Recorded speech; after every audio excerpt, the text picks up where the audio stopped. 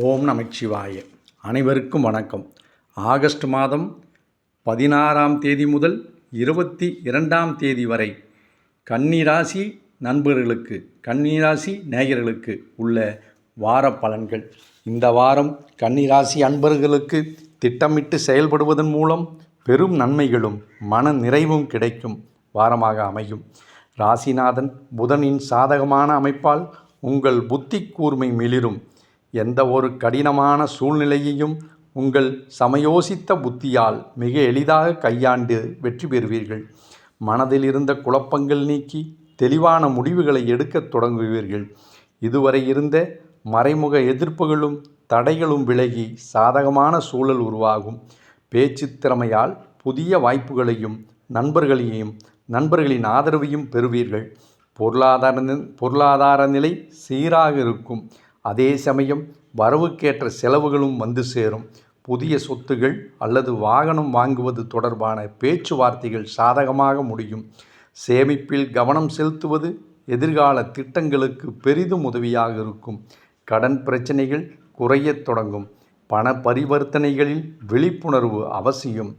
உத்தியோகத்தில் வேலை பளு சற்று அதிகமாக இருந்தாலும் உங்கள் உழைப்பிற்கு ஏற்ற நல்ல பலன் கிடைக்கும். மேலதிகாரிகளிடம் பேசும்போது கவனத்துடனும் நிதானத்துடனும் நடந்து கொள்வது நல்லது. வியாபாரம் மற்றும் தொழிலில் புதிய வாடிக்கையாளர்களின் வருகையால் வருமானம் அதிகரிக்கும்.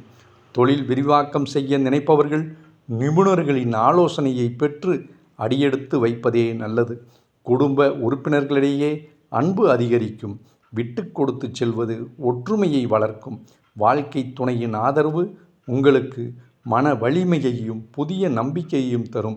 பிள்ளைகளின் வளர்ச்சி மற்றும் தேவைகளின் கூடுதல் கவனம் செலுத்துவது நல்லது. சுபகாரிய முயற்சிகள் சில தடைகளுக்கு பின் நல்லபடியாக கூடி வரும். ஆரோக்கியத்தில் சிறு சிறு சோர்வுகள் வந்து நீங்கும். போதிய ஓய்வும் சரியான நேரத்திற்கு சாப்பிடுவதும் அவசியம். உடலை சுறுசுறுப்பாக வைத்துக்கொள்ள மிதமான உடற்பயிற்சிகளையும் நடைப்பயிற்சியையும் மேற்கொள்வது நல்லது. புதன்கிழமை தோறும் பெருமாள் கோவிலுக்கு சென்று துளசி மாலை சாற்றி வழிபடுவது தடைகளை நீக்கும். விஷ்ணு சகசரநாமம் கேட்பதும் ஏழை மாணவர்களுக்கு கல்வி உதவி செய்வதும் கூடுதல் சுபபலன்களை தரும். இந்த வாரம் மொத்தத்தில் கன்னிராசி நேயர்களுக்கு ஒரு நல்ல வாரமாகவே அமைகிறது. இந்த சேனலை சப்ஸ்கிரைப் செய்யாதவர்கள் செய்து கொள்ளுங்கள். நன்றி, வணக்கம். ஓம் நமச்சிவாய.